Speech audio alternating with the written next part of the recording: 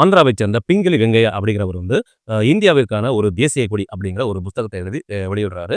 அதன் பிறகு பார்த்தீங்கன்னா, 1921ஆம் ஆண்டு ஆந்திராவில உள்ள விஜயவாடா பகுதியில நடைபெற்ற ஒரு காங்கிரஸ் மாநாட்டில வந்து காந்திஜி கிட்ட போய் இந்த புத்தகத்த குடுத்து இந்தியாவிற்கான ஒரு கொடிய நான் வந்து வடிவமைச்சிருக்கிறேன். இத பத்தி உங்களுடைய கருத்துக்கள சொல்லுங்க அப்படின்னு கேட்கவும், காந்திஜி அந்த கொடியில வந்து சில திருத்தங்கள் சொல்றாரு. அதாவது அந்த பிங்கிலி வெங்கையா வடிவமைத்த கொடி எப்படி இருந்துச்சுன்னு பார்த்தீங்கன்னா, சிவப்பு மற்றும் பச்சை நிறங்கள் இருந்தது. அதனுடைய நடுவுல வந்து பார்த்தீங்கன்னா, ராட்டை சின்னம் வந்து பொறிக்கப்பட்டிருந்தது.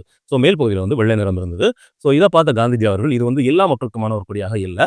இந்த கொடிய வந்து நாம இன்னும் ஒரு சில திருத்தங்கள் பண்ணியாச்சுன்னா, அனைத்து மக்களுக்கும், அனைத்து விதமான மக்களுக்கும் இந்த கொடி வந்து ஒரு பொருத்தமான கொடியாகவே இருக்கும். அப்படி சொல்லி அவர் ஒரு சில திருத்தங்கள் குடுக்குறாரு. அது எப்படின்னா, மேல் பகுதியில சிவப்பு நிறத்துக்கு பதிலாக காவி நிறமும், நடுப்பகுதியில வந்து வெள்ளை நிறமும், கீழ்ப்பகுதியில வந்து பச்சை நிறமும், நடுவில வந்து ராட்டை சின்னமும் கொண்ட ஒரு கொடிய வந்து வடிவமைக்குமாறு காந்திஜி அந்த திருத்தங்களை குறிப்பிடுறார். காந்திஜி அவர்கள் கொடுத்த அந்த திருத்தங்கள பிங்கலி வெங்கையா அவர்கள் ஏற்றுக்கொண்டு, அவர் கூறியது போலவே ஒரு கொடிய வந்து திருத்தம் செய்து வடிவமைத்து கொடுத்திருந்தார். இந்த கொடி வந்து பார்த்தீங்கன்னா, 1931ஆம் ஆண்டு கராச்சியில நடைபெற்ற காங்கிரஸ் மாநாட்டில வந்து ஒருமனதாக இந்தியாவிற்கான தேசிய கொடியாக ஏற்றுக்கொள்ளப்பட்டது. இந்த கொடிய வந்து என்ன பண்ணாங்கன்னா, காங்கிரஸ் வந்து தங்களுடைய சுதந்திர போராட்டத்துக்காகவும் அந்த கொடிய பயன்படுத்தினாங்க. அதோடு மட்டும் இல்லாம தங்களுடைய கட்சிக்கான ஒரு அதிகாரப்பூர்வமான கொடியாகவும் அந்த கொடிய பயன்படுத்திட்டு இருந்திருந்தாங்க. இதன் பிறகு பார்த்தீங்கன்னா, இந்தியா விடுதலை அடைவதற்கு ஒரு சில தினங்களுக்கு முன்பு, அதாவது 1947ஆம் ஆண்டு ஜூன் 23ஆம் தேதி பண்டித ஜவஹர்லால் நேருஜி அவர்கள் வந்து ஒரு குழு அமைக்கிறாரு. இந்தியாவிற்கான ஒரு தேசிய கொடிய வந்து இறுதி வடிவம் பெறச் செய்யணும். இந்தியா விடுதலை அடைந்த பிறகு இந்தியாவிற்கான ஒரு தேசிய கொடியாக ஒருமனதாக ஏற்றுக்கொள்ளப்பட்ட செங்கோட்டையில வந்து ஒரு கொடிய வந்து நம்ம வந்து ஏத்தணும். அதுக்கான ஒரு கொடிய வந்து நம்ம இறுதி வடிவம் செய்யணும் அப்படிங்கிறதுக்காக ஒரு குழு அமைக்கிறாரு. இந்த குழுவுடைய தலைவராக யார் இருக்கார் அப்படின்னு பார்த்தீங்கன்னா, டாக்டர் ராஜேந்திர பிரசாத் அவர்கள் தான் இந்த குழுவிற்கான தலைவராக இருக்கிறாங்க. இந்த குழுவுல பார்த்தீங்கன்னா, ராஜேந்திர பிரசாத் அவர் கூட சேர்ந்து ராஜாஜி, அம்பேத்கர், சரோஜினி நாயுடு, அபுல் கலாம் ஆசாத் போன்ற முன்னணி தலைவர்கள் எல்லாருமே இந்த குழுவுல வந்து இருக்கிறாங்க. இவர்கள் எல்லாருமே கலந்து ஆலோசிச்சு, ஏற்கனவே பிங்கிலி வெங்கையா அறிமுகப்படுத்தின அந்த கொடியவே இந்தியாவிற்கான தேசிய கொடியாக நம்ம வந்து இறுதி வடிவம் குடுத்துறலாம் அப்படின்னு அவங்க வந்து ஒரு முடிவு எடுக்கிறாங்க.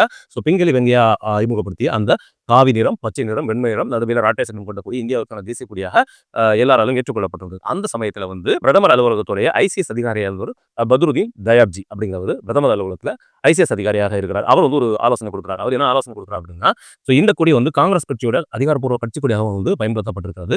எனவே இந்தியா விடுதலை அடைந்த பிறகு இந்த கொடி வந்து இந்தியாவுடைய தேசிய கொடியாக மாறும் பொழுது அது எல்லாராலும் ஏற்றுக்கொள்ளப்படுமா என்பதும் ஒரு கேள்விக்குரிய விஷயமாக இருக்கும். அதனால இதுல ஒரு சில திருத்தங்கள் பண்ணி எல்லா மக்களுக்கும் பொதுவான ஒரு கொடியாக வந்து நம்ம வந்து இந்திய தேசிய கொடியை வந்து வடிவமைக்கலாம் அப்படின்னு சொல்லி ஒரு ஆலோசனை கொடுக்குறாரு. அதன்படி பத்ருதீன் தயாப்ஜியுடைய மனைவி சுரையா தயாப்ஜி வந்து அந்த கொடியை வந்து வடிவமைத்திருந்தாங்க.